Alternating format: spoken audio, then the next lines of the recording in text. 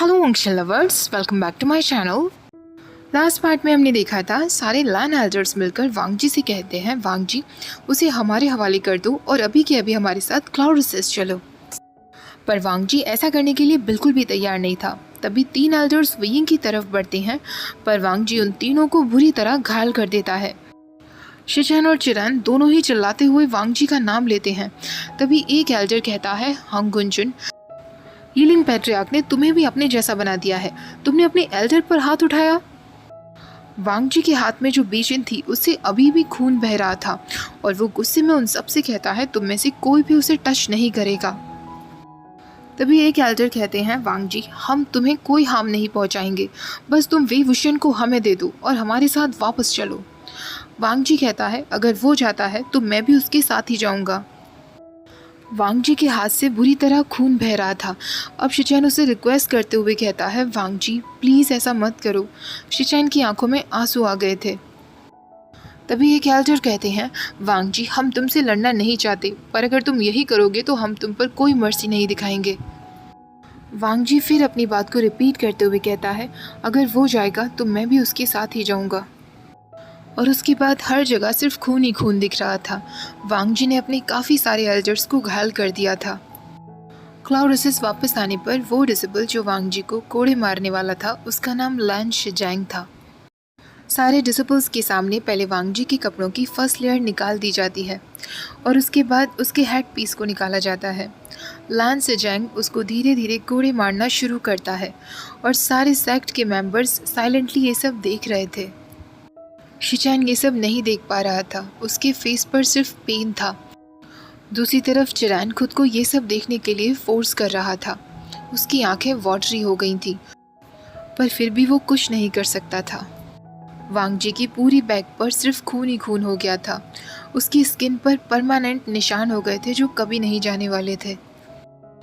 लैन शिजैंग अचानक कोड़े मारते हुए रुकता है और वांग जी से कहता है, हंग गुंजुन, उस ईविल यीलिंग पैट्रियार्क के साथ मिलकर आपने हमारे गूसू एल्डर्स के साथ जो भी कुछ किया, क्या आपको उसका पछतावा है?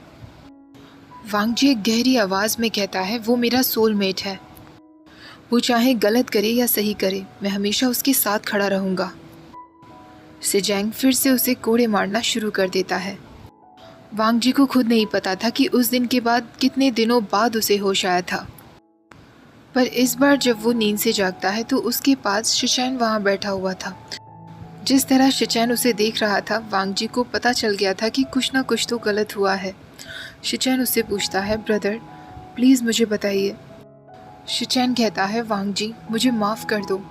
वांग जी समझ जाता है कि उसका भाई क्या कहना चाहता है। वो तुरंत कह देता है, नहीं ब्रदर। और वो खुद से कहता है, वेइंग बिल्कुल ठीक है, उसे कुछ नहीं हो सकता। शिचैन एक बार फिर वांग जी के पास आता है, उसके शोल्डर्स पर हाथ रखते हुए कहता है, वांग जी विभूषण मर चुका है। वांग जी जोर से चिल्लाते हुए कहता है, नहीं ब्रदर। ये सुनते ही एक सेकंड के लिए उसे ऐसा फील हो रहा था जैसे उसकी दुनिया उजड़ गई हो। वेइंग की ब्राइट स्माइल, उसका रेड हेयर रिबन वांग जी की आंखों के सामने से जा ही नहीं रहा था। ये इम्पॉसिबल है कि वेइंग अब जिंदा ना हो। वांग जी के वाउंड्स अभी तक ठीक भी नहीं हुए थे। वो फिर भी शिचैन का हाथ अपने शोल्डर्स पर से हटाता है और स्ट्रगल करते हुए कैसे भी वहाँ से उठकर जाने लगता है। उसके वाउंड्स खुलने लगे थे और उनसे खून बह रहा था, पर उसे कोई फ़र्क नहीं पड़ता था। इस वक्त उसे सिर्फ ब्यूरल माउंट्स जाना था। वो वेइंग को ढूंढ लेगा और उसे वापस अपने साथ ले आएगा और उसे कहीं ना कहीं छुपा देगा जिससे कोई भी उसे कभी हर्ट ना कर सके। शिचैन उसे आवाज़ देते हुए कहता है, वांग जी तुम बीमार हो, प्लीज़ आराम करो। शिचैन वांग जी का हाथ पकड़ने की कोशिश करता है, पर वांग जी झटके से उनका हाथ हटा देता है और मन में सोचने लगता है, वेइंग मेरा इंतज़ार कर रहा है। ब्रदर कौन होते हैं मुझे रोकने वाले? इसी बीच उसका हाथ अपनी रिस्ट पर जाता है, जिसे देखकर वो ज़ोर ज़ोर से चिल्लाने लगता है, क्योंकि उसकी रिस्ट पर जो रेड थ्रेड था वो अब ब्लैक हो गया था। शिचैन एक बार फिर उसके पास आता है। वांग जी अचानक से बहुत सारा ब्लड वॉमिट कर देता है। इस तरह अब 13 साल बीत गए थे। हंग गुंजुन ने कल्टीवेशन वर्ल्ड में अपनी एक इम्प्रेसिव इमेज बना ली थी। सब उसे देखकर आपस में बातें करते थे कि हंग गुंजुन हमेशा वाइट कपड़े इसलिए पहनते हैं क्योंकि वो अपने मरे हुए सोलमेट के लिए मोर्न कर रहे हैं। और ऐसा कहा जाता है कि उनकी आत्मा यीलिंग पेट्रियार्क की आत्मा से रेड थ्रेड से बंधी हुई है। र्यूमर्स में ये भी था कि हंगुंजुन ने एक वैन किड को अडॉप्ट किया जिसका नाम आयुएन है और आज वो लैन बनकर रह रहा है। तो कुछ लोग आपस में ये भी बात करते कि यीलिंग पेट्रियार्क मरा ही नहीं है, हंगुंजुन ने उसे माउंटेन की एक केव में छुपा कर रखा है और उनकी रिस्ट पर जो ब्लैक थ्रेड था अब वो उसके ऊपर एक रेड कलर का हेयर रिबन पहनते हैं। वांग जी के सेक्लूजन के पहले साल में वो मोस्टली अनकॉन्शियस ही रहता था। उसने खुद अपने चेस्ट पर वैसा ही ब्रांड बना लिया था जैसा वुयिंग की चेस्ट पर था और अक्सर वो ड्रिंक किया करता था। उसके सेकेंड ईयर में शिचान और चिरैन अक्सर उसे विजिट करने के लिए आया करते थे। वांग जी का फिजिकल पेन अभी भी बिल्कुल कम नहीं हुआ था। रात के वक्त उसे सपने आया करते थे कि वुयिंग का आखिरी वक्त कैसे निकला होगा। क्या उसे फियर्स कॉर्प्सेस ने धीरे धीरे टुकड़ों में कर दिया होगा या फिर उसकी बॉडी पर हर जगह तलवार से घाव किए होंगे। उसने सुना था कि वुयिंग की मौत जंगछा के हाथों हुई थी। कभी कभी उसके सपनों में वुयिंग अभी भी जिंदा था, वही ब्राइट स्माइल वाला वुयिंग जो गुसू में केयरलेसली घूमा करता था और उसे किसी की परवाह नहीं थी। और फिर ऐसे ड्रीम्स जो उसे सबसे ज़्यादा हर्ट किया करते थे, जिसमें वुयिंग जिंगशी में होता था और उसे हस्बैंड बुलाता था। वो उसके लिए बात रेडी करता था और उसके लिए टी बनाता था। ये ड्रीम्स वांग जी को और भी ज़्यादा कमज़ोर बनाते थे और वो जब भी इन ड्रीम से उठता था उसकी आंखों में हमेशा आंसू होते थे, क्योंकि उसे पता होता था कि जब वो नींद से जागेगा तो वुयिंग उसके पास नहीं होगा। अब सेक्लूजन के तीसरे साल में चिरैन जिंगशी में एक डॉक्टर लेकर आता है।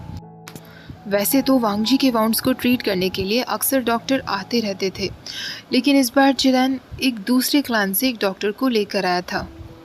वो डॉक्टर वांग जी को अच्छे से चेक करता है और फिर उसकी नज़र वांग जी के रिस्ट पर बने हुए उस ब्लैक थ्रेड पर जाती है। वो डॉक्टर, जिसका नाम शी जियायू था, वो कहता है, मैं स्प्रिट की सर्जरीज में स्पेशलाइज हूँ। तभी वांग जी कहता है, सर्जरी? किस चीज़ की सर्जरी? वो डॉक्टर कहता है, तुम्हारे अंकल ने मुझे बताया कि तुम्हारे सोलमेट की डेथ हो चुकी है। इस ब्लैक थ्रेड को तुम्हारी रिस्ट से अब रिमूव करना होगा। आप मुझ पर विश्वास रखिए, इस सर्जरी में आपको कोई रिस्क नहीं होगा। वांग जी तुरंत समझ जाता है कि उस डॉक्टर को वहाँ क्यों लाया गया था। वांग जी कहता है, अंकल। तभी चिरैन कहता है, वांग जी, मैं जानता हूँ कि इस ब्लैक थ्रेड की वजह से तुम्हें दर्द होता है, जैसे कि मेरे भाई को हुआ करता था। इस पेन से जल्दी ही तुम्हें रिलीफ मिल जाएगा, बस तुम डॉक्टर को अलाउ कर दो। तभी वांग जी उस डॉक्टर से कहता है, thank you very much for your visit, पर मुझे माफ़ कर दीजिए, मुझे ये सर्जरी नहीं करवानी। चिरैन गुस्से में वांग जी का नाम लेता है। तभी शी जियायू कहता है, ब्लैक थ्रेड्स आपके फ्यूचर पार्टनर पर बुरा असर डाल सकते हैं। हंगुंजुन, आपको समझना चाहिए। वांग जी कहता है, मैं कह चुका हूँ कि मुझे इसकी कोई ज़रूरत नहीं है। सिर्फ एक ही थ्रेड ही है जो मेरे पास उसकी निशानी रह गई है, अंकल। ऐसा कहकर वांग जी की वॉइस जैसे एकदम टूट सी गई थी। चिरैन के फेस का कलर जैसे एकदम उड़ जाता है। उसे ऐसा लग रहा था कि वो वांग जी को नहीं बल्कि किसी और को देख रहा है।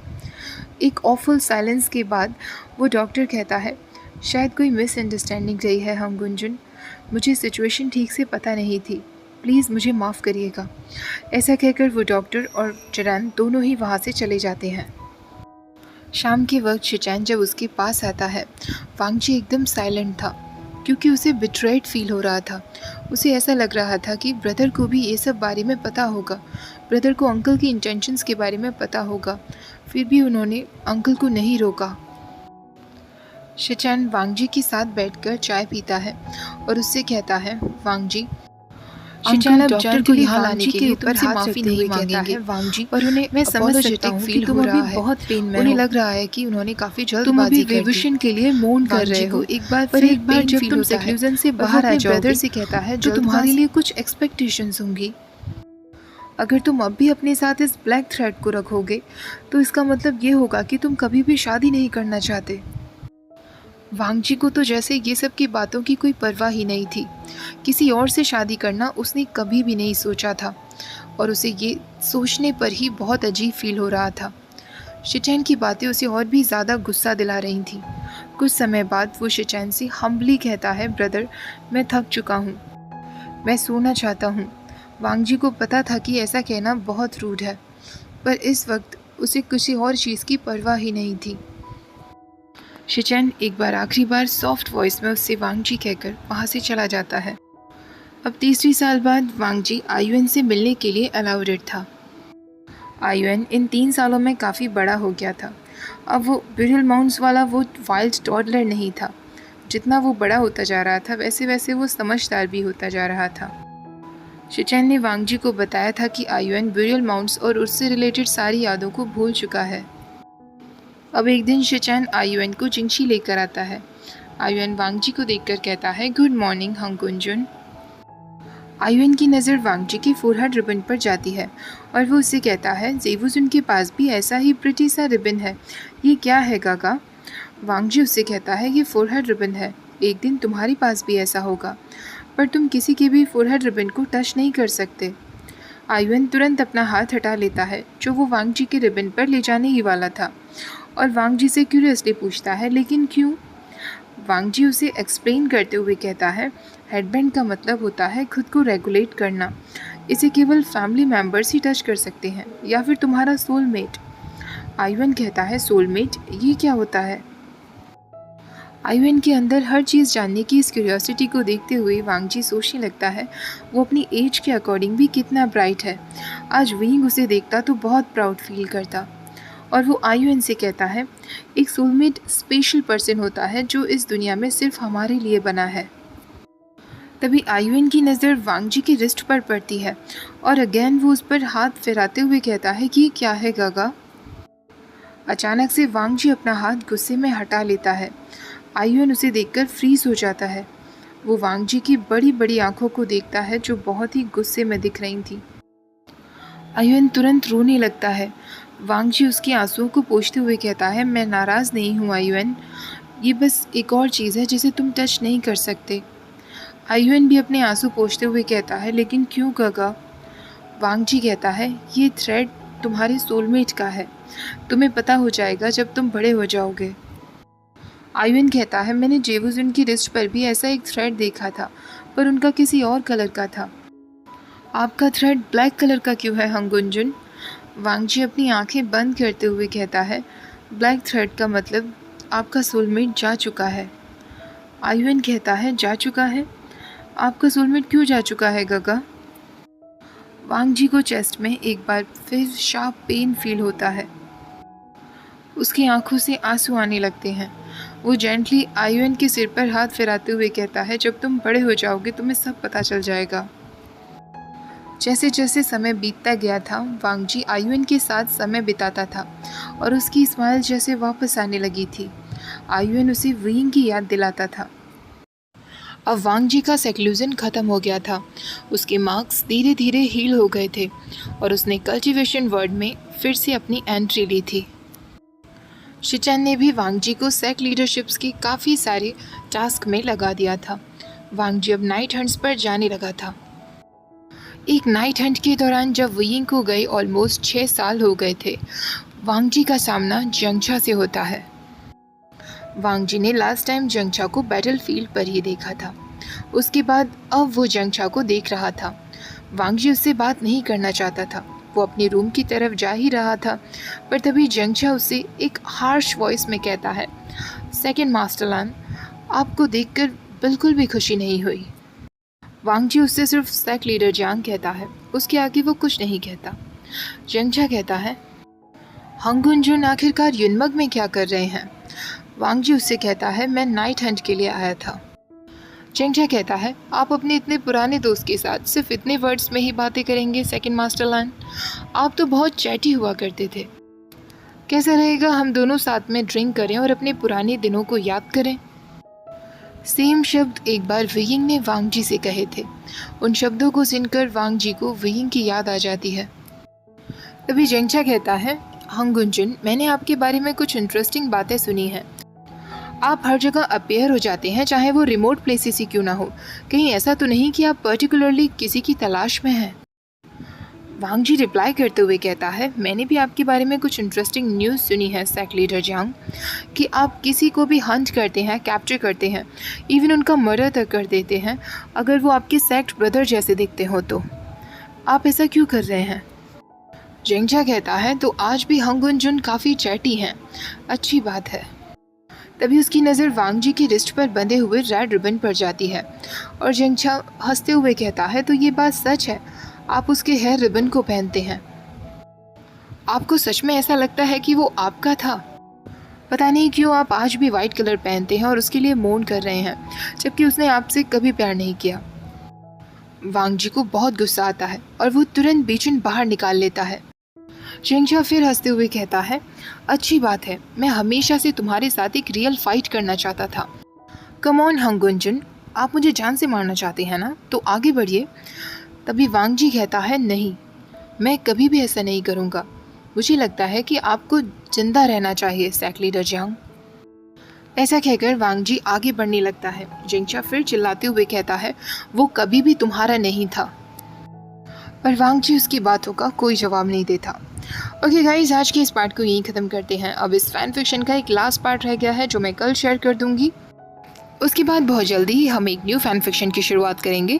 आई होप आज का ये पार्ट भी आपको अच्छा लगा होगा। वीडियो पसंद आई हो तो प्लीज़ लाइक शेयर, चैनल को सब्सक्राइब करना मत भूलिएगा। Thank you for watching, bye bye.